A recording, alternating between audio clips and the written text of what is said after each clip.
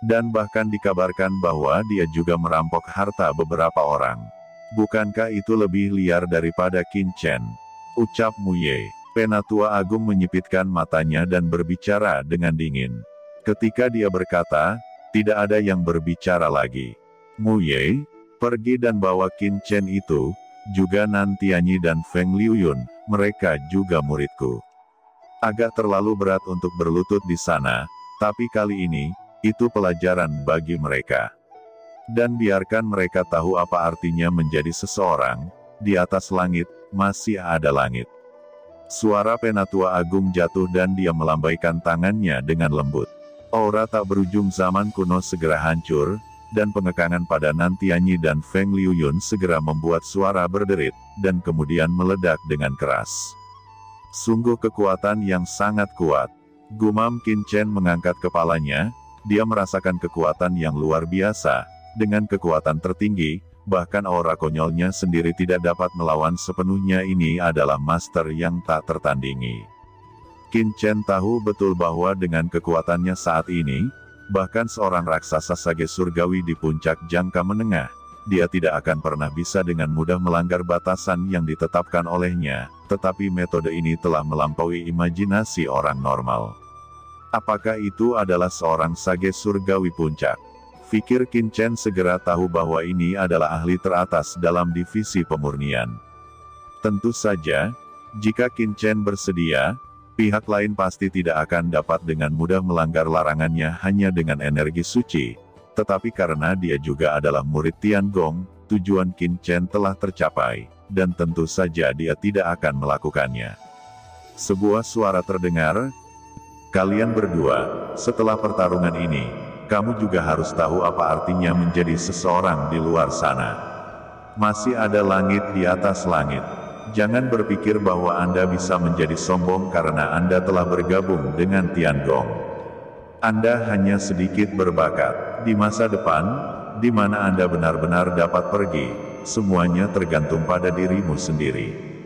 Nan Tianyi, Feng Liuyun, kalian berdua, segera kembali dan renungkan. Raungan gemuruh itu bergema di alun-alun. Nan Tianyi dan Feng Liuyun tidak berani tinggal lagi. Mereka bahkan tidak memiliki keberanian untuk menatap Qin Chen, dan dengan cepat berubah menjadi cahaya pelarian dan menghilang. Hahaha, Qin Chen, kamu memang top chair. Pada saat yang sama, sesosok terbang keluar dari menara tinggi di depan, dan itu adalah Penatua Mu Ye, dengan senyum di wajahnya, dan tiba-tiba jatuh di depan Qin Chen. "Penatua Mu Ye," ucap Qin Chen segera bangkit dan memberi hormat. Dia tahu bahwa Penatua Mu Ye telah melakukan banyak hal untuknya, dan Bai Yutang juga memberi hormat. Penatua Mu Ye adalah orang yang memimpin mereka ke Tiangong, dan dia dianggap sebagai pemandu mereka. "Haha, bagus, bagus, ayo ikut aku," ucap Penatua Mu Ye memimpin jalan bagi Qin Chen, dan pada saat yang sama menjapri Qin Chen, "Penatua Agung ingin bertemu denganmu." Mendengar itu, Qin Chen tergerak di dalam hatinya, tetapi diam-diam mengikuti di belakang Penatua Mu Ye. Melihat Qin Chen pergi, semua murid di alun-alun menghela nafas lega. Qin Chen, tetua agung dan tetua lainnya sedang mengadakan pertemuan. "Sebaiknya Anda sedikit bersikap hormat," kata Penatua Mu Ye mengingatkan saat terbang. "Jangan khawatir Penatua Mu Ye, saya tahu apa yang harus dilakukan," jawab Qin Chen mengangguk. Saat berikutnya, keduanya datang ke sebuah aula yang megah. Di aula, ada banyak pria kuat yang mengenakan jubah refiner, dan setiap tubuh mereka memancarkan aura yang menakjubkan. Yang terlemah di antara mereka adalah pria kuat di puncak sage pertengahan. Orang-orang ini semua adalah tetua dengan kekuatan nyata dan bekerja di Tiangong seperti Master Mu Ye. Dan di bagian paling depan aula, duduk seorang lelaki tua mengenakan jubah besar dengan wajah layu dan alis yang sangat panjang. Pada lelaki tua itu, nafas suci surga telah berubah menjadi kerajaan yang berat. Di kerajaan, tampaknya ada orang yang terhormat. Dewa dan iblis sedang memperbaiki rantai, menguraikan makna mendalam dari surga. Pandangan pertama yang diberikan pria tua ini kepada Qin Chen adalah bahwa itu kuat dan tak tertandingi. Apalagi aura di tubuhnya juga membuat Qin Chen bereaksi. Orang ini adalah tetua agung yang menyelamatkan Nantianye dan Feng Liuyun sebelumnya. Jika ini adalah pertama kalinya datang ke surga, Qin Chen pasti akan gemetar ketika melihat pria yang begitu kuat, dan bahkan akan terlalu takut untuk berdiri. Tapi sebelumnya Qin Chen telah melihat Tuan Yama, Tuan Pedang Abadi, Tuan Dewa Sunyi, dan rubah surgawi ekor 9, dan bahkan merasakan nafas pohon setan 10.000 alam. Jika itu masih di basis kultivasi sage surgawi, itu tidak akan mampu membuat Qin Chen takut dari lubuk jiwanya. Akan tetapi, Qin Chen merasa bahwa dia telah membuka matanya. Dia berpikir bahwa dia sudah tak terkalahkan. Dia bisa menekan sage surgawi jangka menengah dan mengalahkan puncak sage surgawi jangka menengah. Tetapi setelah melihat banyak tetua dan penatua agung yang hadir, Qin Chen mengerti, di Guanghan Mansion, dia belum masuk hitungan. Oleh karena itu, ia segera memusatkan pikirannya, menjadi rendah hati, dan membangkitkan keinginan untuk memperbaiki rantai itu. Apalagi dari tubuh tetua agung, dia merasakan banyak hal yang patut dipelajari. Dikombinasikan dengan pengalaman Master Pedang Abadi, dia samar-samar melihat jalan yang menjadi miliknya. Penatua Agung, aku telah membawa Qin Chen. Ucap Tuan Muye membawa Qin Chen untuk memberi hormat dengan tergesa-gesa. Kamu adalah Qin Chen. Seperti yang diharapkan, pahlawan itu terlahir sebagai seorang pemuda. Ucap Penatua Agung membuka matanya, seolah-olah cahaya ilahi muncul, dan suara samar datang. Murid ini temui tetua yang agung. Ucap Qin Chen memberi hormat. Untuk tetua agung, dia masih mempertahankan etiket baik yang cukup. Yah, sangat bagus. Kamu baik-baik saja. Saya mendengar bahwa Anda masuk ke lantai 9 menara suci kuno. Orang tua ini tidak percaya, tetapi ketika saya melihatnya sekarang, itu benar-benar luar biasa. Dan saya juga telah melihat Anda di alun-alun.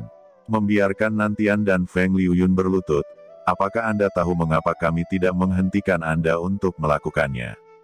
Ucap Penatua Agung. Qin Chen menjawab, karena para tetua berharap akan ada persaingan. Hanya melalui kompetisi kita dapat menumbuhkan orang-orang yang kuat. Selain itu, saya melakukan ini untuk meruntuhkan kesombongan mereka. Jika tidak, dengan kepribadian arogan mereka, setelah mereka keluar, mereka pasti akan berkonflik dengan kekuatan lain, mati secara tidak menguntungkan, atau bahkan memberi divisi kita bencana. Jawab Qin Chen mengatakan tidak rendah hati atau sombong. Semua penatua di antara hadirin pusing. Qin Chen ini masih memiliki wajah untuk mengatakan bahwa Nantianye dan Feng Liuyun sombong. Dibandingkan dengan kepribadiannya, Qin Chen, kamu yang benar-benar sombong. Ucap seorang tetua menjadi marah, dan tidak bisa menahan diri untuk tidak berkata, biarkan Nantianye dan Feng Liuyun berlutut di tanah. Betapa memalukannya itu, betapa sombong dan sombongnya itu. Ya, ini melanggar hukum, melanggar aturan, tidak menghormati dan berani berdalih. Penatua lainnya juga menyela. Itu adalah dua tetua yang merekrut Nantianye dan Feng Liuyun. Apakah aku akan menyebabkan masalah untuk Tiangong? Dan akan melibatkan Anda untuk membantu saya? Hahaha. Tanpa diduga, Qin Chen tiba-tiba tertawa. Mengapa kamu tertawa? Para tetua lainnya tidak tahu mengapa Qin Chen tertawa, dan kedua tetua itu tidak bisa menahan amarahnya. Qin Chen berkata, saya tertawa karena kedua tetua mempertanyakan karakter saya yang arogan dan sombong. Sepertinya kedua tetua itu bahkan tidak tahu siapa aku. Ucap Qin Chen. Lalu siapa kamu? Tanya kedua tetua itu. Qin Chen tersenyum dingin dan berkata, karena tidak ada Tian Jiao yang lebih baik dariku di dunia ini. Dan aku akan membawa nama baik Tiangong kita ke dunia luar. Mendengar itu, para penonton terkejut. Ini gila, terlalu sombong. Bahkan di hadapan para tetua agung dan banyak tetua Tiangong, Qin Chen tidak melemah sama sekali. Kuat dan saling balas, menunjukkan arogansi yang tak ada habisnya. Kamu sombong, terlalu lancang, Qin Chen, apakah Anda tahu apa yang Anda bicarakan? Ini konyol, saya telah mendengar hal yang lucu untuk pertama kalinya dalam puluhan ribu tahun. Penatua Agung, anak ini terlalu merajalela dan melanggar hukum. Jika orang seperti itu bergabung dengan divisi kita, itu hanya akan menjadi kutukan. Orang tua ini mengusulkan untuk mengeluarkannya dari divisi pemurnian.